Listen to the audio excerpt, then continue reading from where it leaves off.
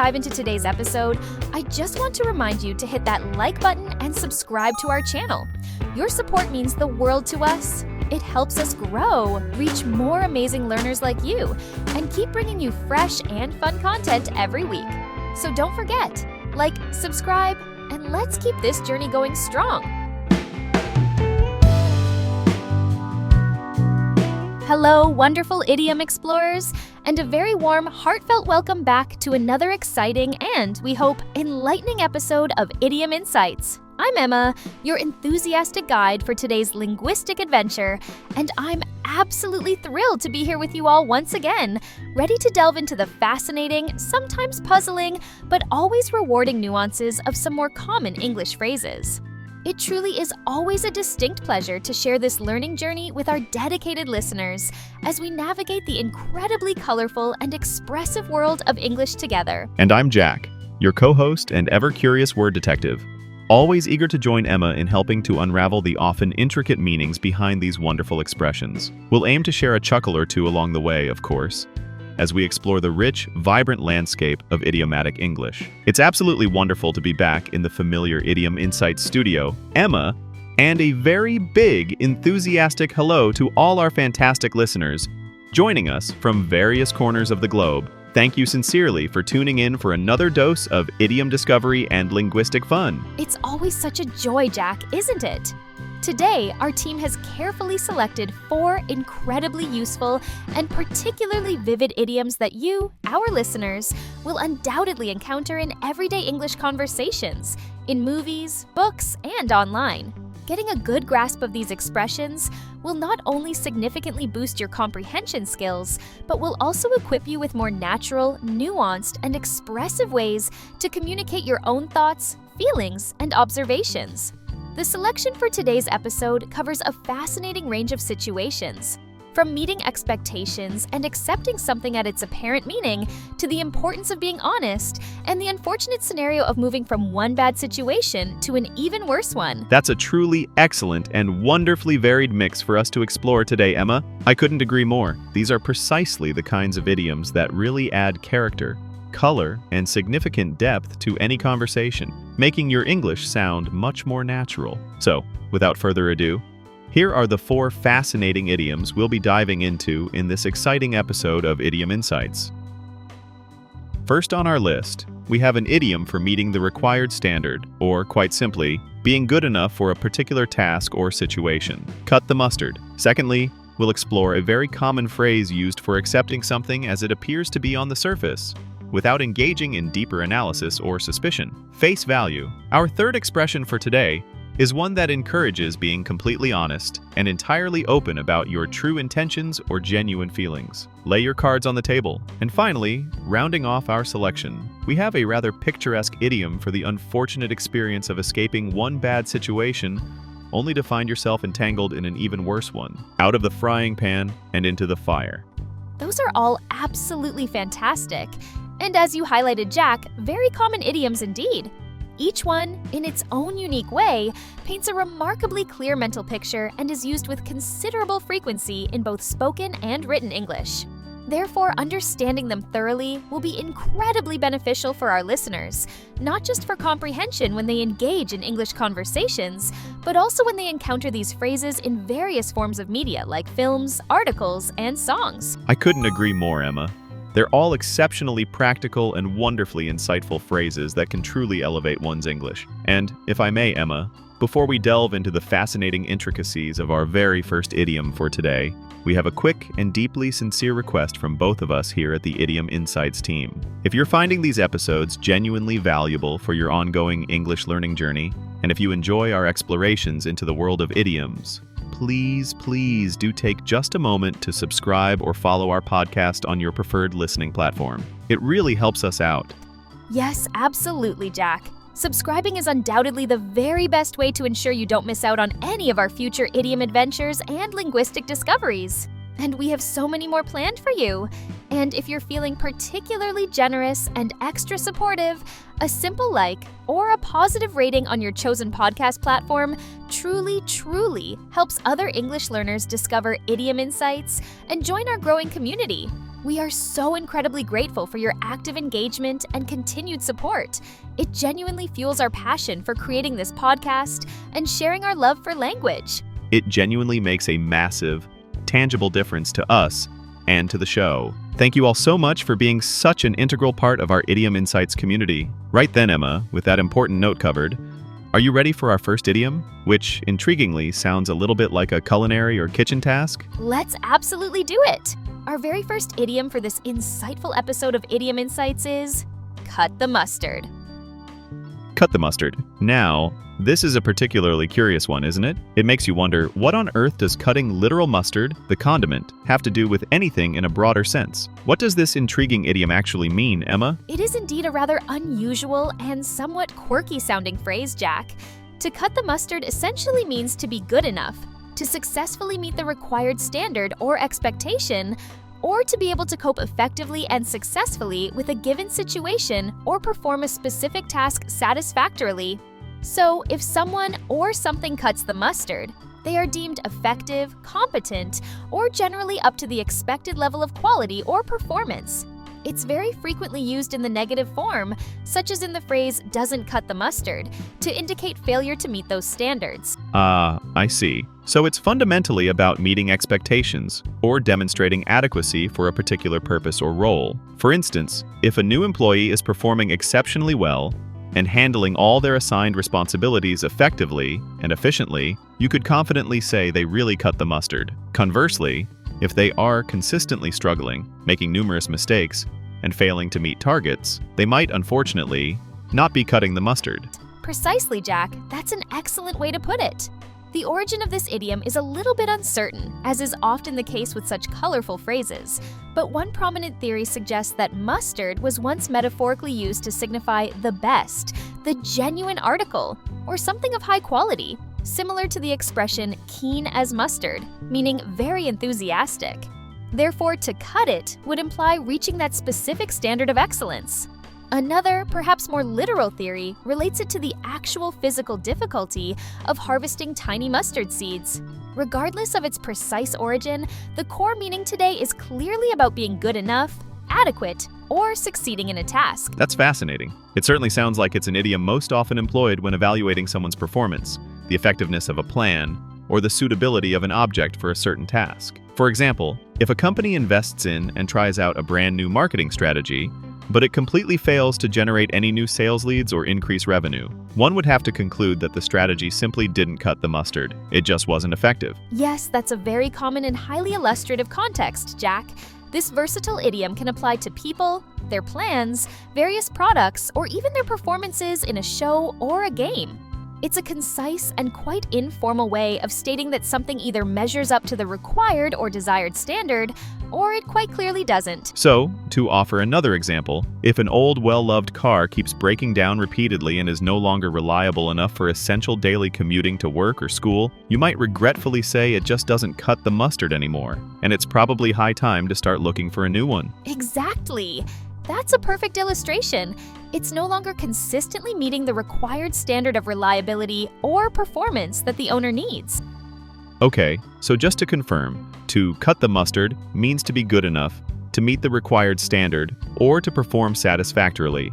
Ready to hear how Mia and Mark put this idiom to use? Let's absolutely listen in.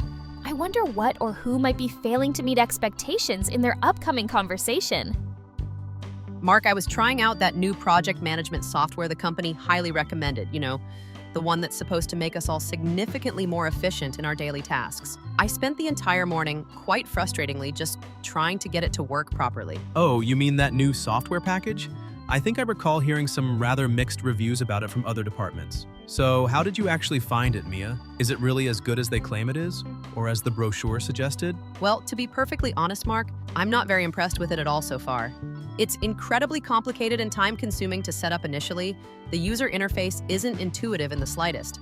And perhaps most worryingly, it seems to be missing some absolutely key features that our reliable old system had. I was genuinely hoping it would help streamline our team's workflow, but unfortunately, It just seems to be adding more unnecessary complications and headaches. That's certainly very disappointing to hear, Mia, especially after all the buildup. So, if I understand you correctly, you don't really think it's going to be a good fit for our team's specific needs and workflow then?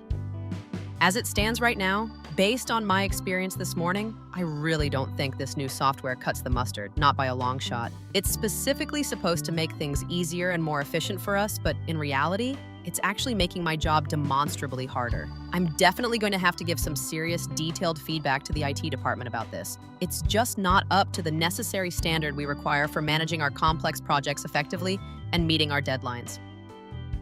That was indeed a perfect and very relatable example, Emma. Mia clearly explained that the new project management software simply didn't cut the mustard because it was overly complicated, noticeably lacked essential key features, and ultimately didn't meet the required standard for helping her team manage their diverse projects effectively. Exactly, Jack. The idiom concisely and effectively conveyed her overall assessment that the software was, quite frankly, not good enough or suitable for their pressing needs, thereby failing to live up to the initial expectations and promises made. It's a very common and remarkably practical idiom to have in your vocabulary, especially for evaluating whether something or someone is truly satisfactory for its intended purpose. It most certainly is. So for our listeners, next time you find yourselves needing to express that someone or something isn't quite good enough, or simply doesn't meet the required standard of performance or quality, you can very aptly say they don't cut the mustard. And as always, we'd genuinely love to hear from you, our listeners. Tell us about something you've encountered recently that really did cut the mustard, or perhaps share an experience with something that, like Mia's software, unfortunately didn't. Please do share your examples in the comments section usually found below this episode on your listening platform. That's a great idea, Jack. Your examples always add so much to the discussion. Let's move on now to our second interesting idiom in this episode of Idiom Insights. This next one is all about how we perceive and interpret things we see or hear. All right, moving smoothly on. Our second idiom for today's exploration is face value. Face value. An interesting one, Jack. This immediately makes me think of the monetary value that is physically printed on a coin or a banknote, its official worth. Is the idiomatic meaning somehow related to that apparent on-the-surface value? You're absolutely spot on with the origin, Emma. That's precisely where it comes from.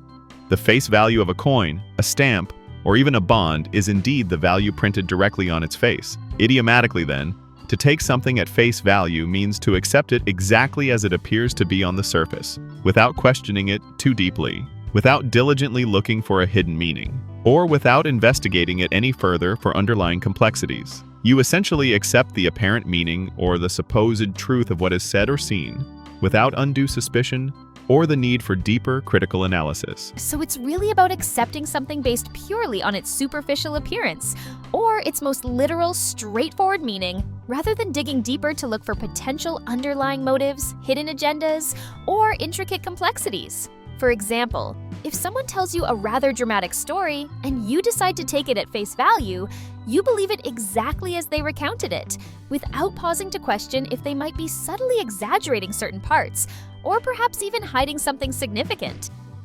Precisely. That's a perfect illustration. Or, on a larger scale, if a major company makes a public statement regarding a recent event, and you choose to accept that statement as being completely true and entirely sincere, without looking for any corporate spin, PR maneuvering, or some kind of hidden agenda, then you are taking it at face value. It often implies a certain baseline level of trust in the source. Or perhaps, depending heavily on the specific situation, it could even suggest a touch of naivety. That makes sense. It certainly sounds like sometimes taking things at face value can be perfectly fine and appropriate, especially in straightforward situations or with trustworthy individuals.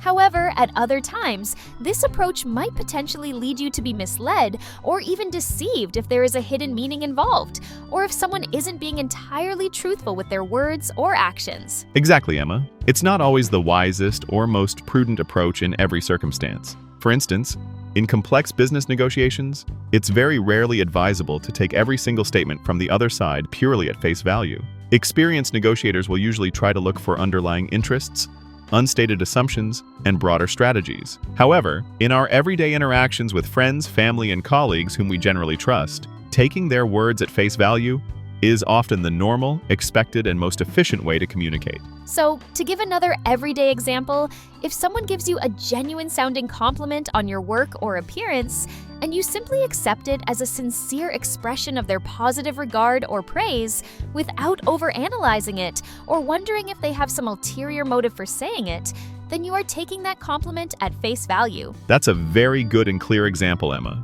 You're not overthinking it. You're accepting it simply and directly. So, just to reiterate for everyone, to take something at face value means to accept it precisely as it appears to be on the surface, without actively questioning it or searching for a potentially hidden meaning or motive. Are we ready to hear how our characters Mia and Mark use this particular idiom in their conversation? Let's definitely listen in. I'm quite curious to discover what situation or specific statement they might be discussing in terms of its apparent on-the-surface meaning. Mia, I received an email earlier this morning from that relatively new client, Mr. Peterson, concerning the project timeline we discussed. He explicitly said in the email that he fully understands our stated need for the current schedule and that he sincerely appreciates our unwavering commitment to quality. On the whole, it sounded quite positive and reassuring. Mr. Peterson actually said that, Mark? You know as well as I do that he was pushing us really hard only last week for us to significantly shorten the timeline. And he seemed quite noticeably unhappy, even a bit frustrated when we firmly stood our ground. Are you absolutely sure he genuinely means what he wrote in that email? Well, to be fair, the email itself was very polite in tone and certainly seemed to accept our established position on the matter. My initial reaction was just going to be to take his words at face value and simply assume he's now completely on board with our proposed schedule. Why, do you suspect there's perhaps more to it than meets the eye? Knowing Mr. Peterson and how incredibly persistent and sometimes demanding he can be, I must admit I'm a little hesitant to take his email completely at face value without exercising at least some degree of caution. While he might be verbally, or in this case textually, saying he understands, he could very well still be looking for subtle ways to pressure us later on, or perhaps he might just be trying to appear agreeable for now, only to bring the entire issue up again when we least expect it. I honestly think we should be thoroughly prepared for further discussions, even if his email currently seems to decisively close the issue. That's actually a very fair and insightful point, Mia. Perhaps I was being a bit too quick and optimistic to accept his message purely at face value. Given our somewhat challenging past interactions with him, it's probably much wiser to be a little skeptical and not simply assume the matter is entirely settled and resolved just based on the content of one seemingly polite email. That dialogue, Emma, perfectly and clearly illustrates the practical application of the idiom. Mark was initially inclined to take the client's polite and seemingly conciliatory email at face value, thereby accepting its apparent meaning without question. However, Mia wisely cautioned against this approach, astutely suggesting there might be underlying intentions, or that the client might not be entirely sincere in his pronouncements, thus advising against taking it purely at face value in this specific context. Exactly, Jack. It very effectively highlighted the crucial difference between accepting something as it appears on the surface versus taking the time to consider potential hidden meanings, unstated motives, or other complexities, especially when dealing with a situation that has a known history or prior complications. It's undoubtedly a very common and extremely useful idiom for discussing how we interpret various pieces of information and communication we receive daily. It most certainly is. So, for our listeners, the next time you find yourselves considering whether to accept something just as it appears, or to perhaps look a little deeper beneath the surface, remember the important concept of taking things at face value, and when it is and isn't appropriate to do so. And of course, we'd love to hear your valuable thoughts on this. Are you generally someone who tends to take things at face value, or do you find yourself being more skeptical by nature? We invite you to share your typical approach in the comments section below this episode.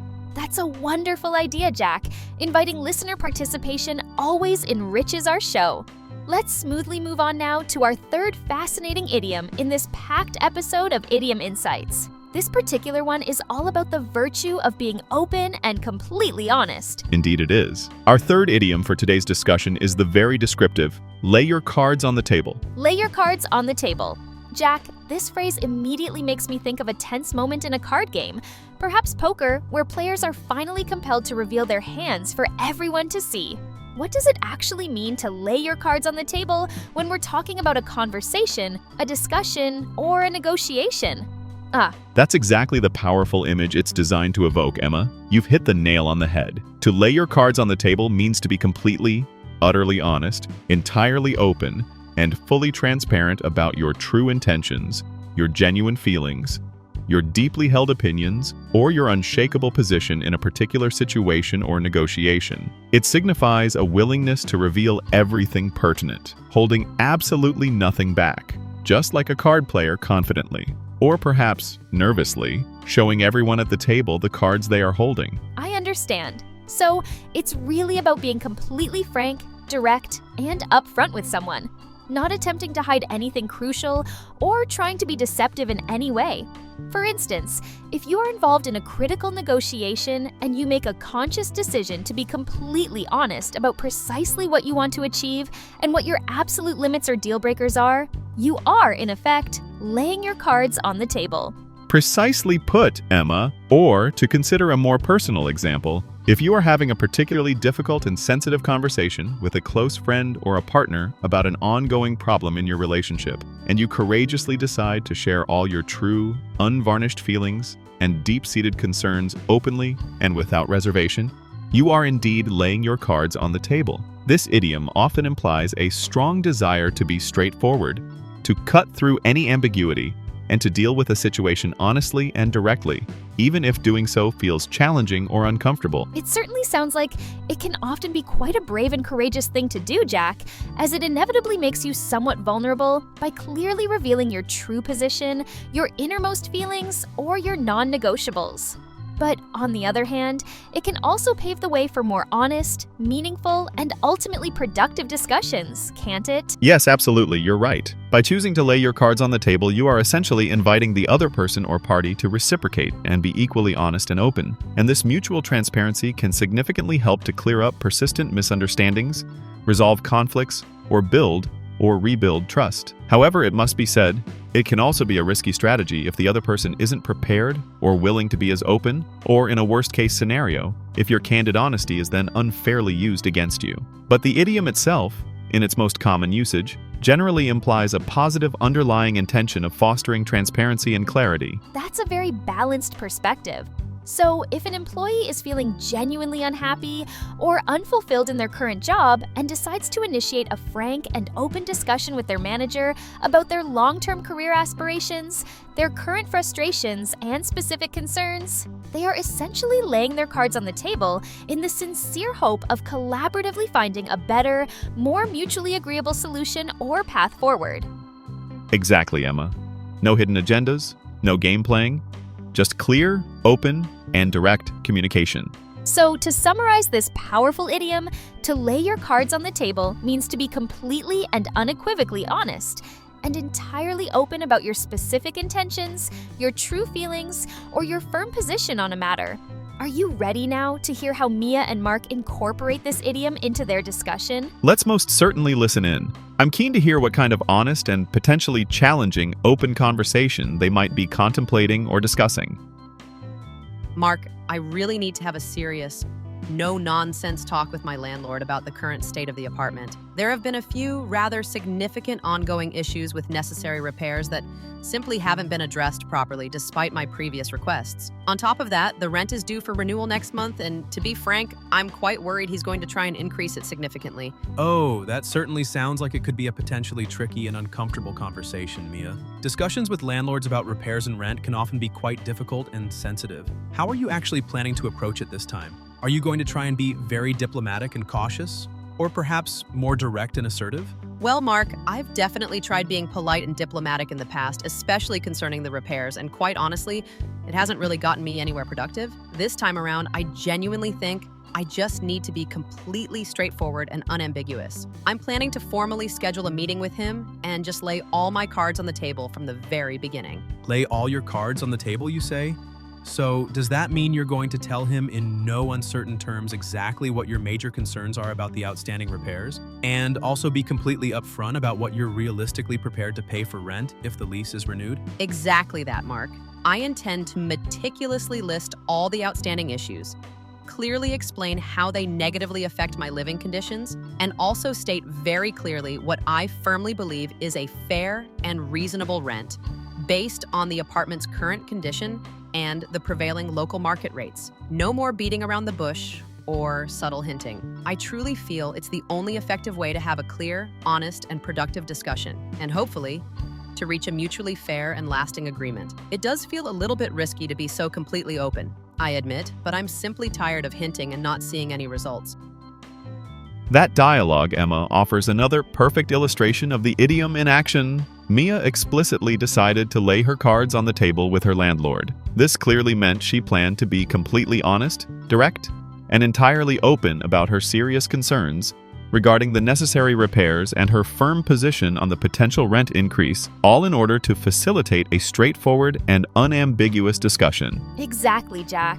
The idiom perfectly captured her clear intention to be fully transparent and exceptionally direct in her communication, purposefully revealing her true thoughts, feelings, and specific requirements without holding anything significant back. Her ultimate aim, of course, is to achieve a clear, fair, and satisfactory resolution. It's a very common idiom, and often it proves to be a highly effective approach for ensuring clear, unambiguous, and honest communication, especially in potentially contentious situations. It most certainly is. So for all our listeners, the next time you make a conscious decision to be completely honest and entirely open about your intentions, feelings, or stance in a crucial discussion or negotiation, you are, in fact, laying your cards on the table. And, as you might expect, we'd be fascinated to hear about a time when you decided to lay your cards on the table. What was the specific situation, and in hindsight, do you feel it was a good or effective strategy? We encourage you to share your valuable experiences and insights in the comments section below this episode. That's another wonderful idea, Jack, for engaging our listeners. Now, believe it or not, we've arrived at our fourth and final idiom for this particular episode of Idiom Insights.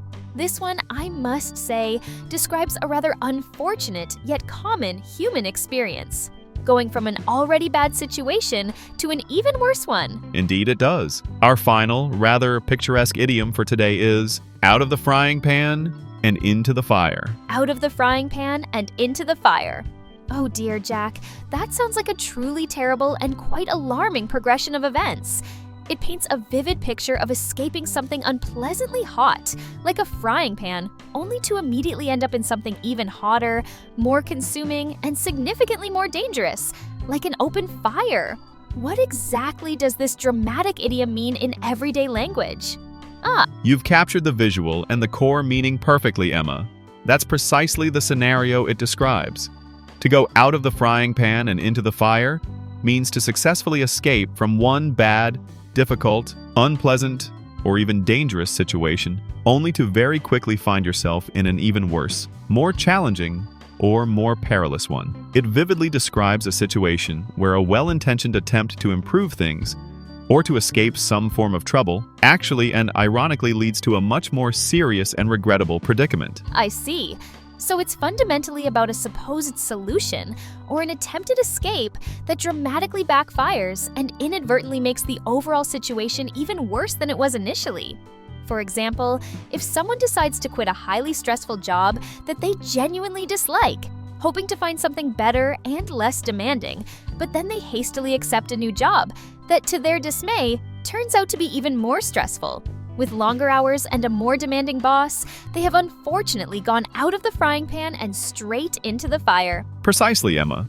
That's a classic example. Or consider if someone is trying to escape a relatively small, manageable problem, perhaps by telling a seemingly innocuous white lie. But that initial lie then inexorably leads them into a much bigger, far more complicated, and tangled web of deceit, ultimately resulting in more serious and damaging consequences. In such a case, they've effectively jumped out of the frying pan and, regrettably, landed themselves squarely in the fire. The idiom powerfully highlights an unfortunate worsening of one's circumstances, despite earnest efforts to improve them. It's an incredibly vivid and memorable idiom for describing that specific, unfortunate turn of events, where your sincere attempt to extricate yourself from trouble only serves to land you in even deeper, more serious trouble. It often implies a strong sense of irony and a touch of misfortune or bad luck. Yes, absolutely. It frequently carries that distinct feeling of Oh no, I genuinely thought things were bad enough before, but now, somehow, they're even worse. It's a sadly common human experience, unfortunately, to sometimes inadvertently make a difficult situation worse while genuinely trying to make it better or escape it. So on a larger scale, if a country is experiencing severe economic problems and, as a proposed solution, takes out an enormous loan with exceptionally high interest rates to try and solve its immediate fiscal issues, but then subsequently finds itself completely unable to repay that loan and is consequently facing even greater, more crippling national debt, that nation has quite clearly gone out of the frying pan and into the fire. Exactly, Emma. The supposed solution, in that case, has unfortunately created an even bigger and more intractable problem. So, to ensure we're all clear, to go out of the frying pan and into the fire means to successfully escape one undeniably bad or unpleasant situation, only to then immediately find yourself immersed in an even worse, more difficult one. Are you ready to hear how Mia and Mark use this rather unfortunate yet highly descriptive idiom? Let's definitely listen in. I am very curious to hear what particular bad situation has managed to become even worse in the story they're about to share. Mia, I was just talking earlier today to our old colleague, David. You remember, the one who left the company about a year ago because he said he was utterly tired of his incredibly long daily commute and desperately wanted a job much closer to home, ideally with significantly less stress. Oh, David. Yes, of course. I remember him well.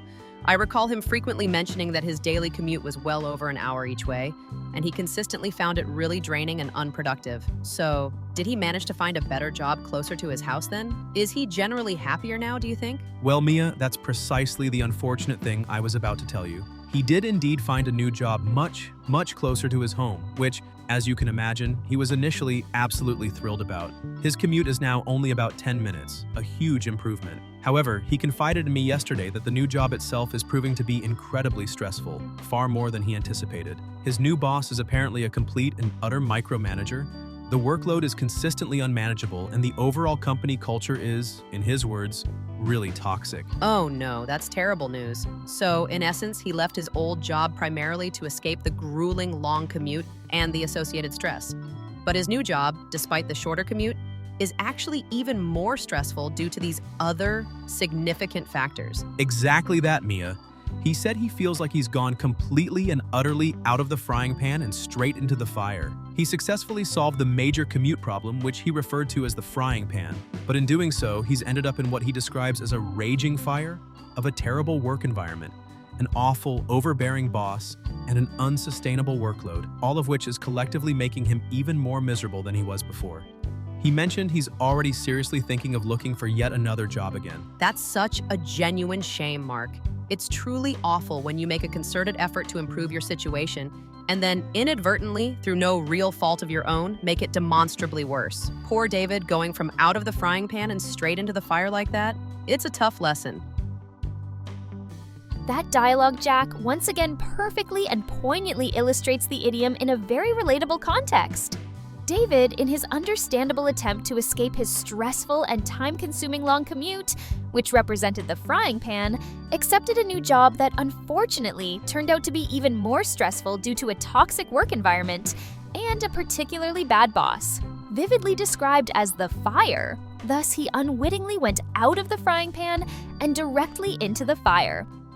Exactly, Emma. The idiom succinctly and powerfully captured the unfortunate, ironic reality that his genuine attempt to improve his overall life situation had actually led him into an even worse and more distressing predicament. It effectively highlighted the sad, ironic worsening of his professional circumstances. It's a very common, highly descriptive, and often quite relatable idiom for that particular kind of unfortunate progression from a bad state of affairs to an even worse one. It most certainly is. So for our listeners, the next time you observe someone, or perhaps even yourself, escaping one bad situation only to unfortunately land squarely in an even more difficult or unpleasant one, you can aptly remember and perhaps even use the idiom. They've gone out of the frying pan and into the fire. And as we often like to do, we'd love to hear from you.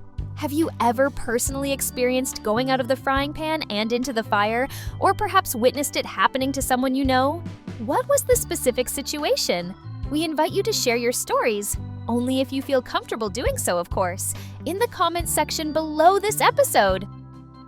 We genuinely always appreciate reading your insightful comments and hearing about your personal experiences with these idioms. Well, Emma, it seems we've successfully explored 4 more really insightful, practical, and highly useful idioms in this rather packed episode of Idiom Insights. We certainly have, Jack.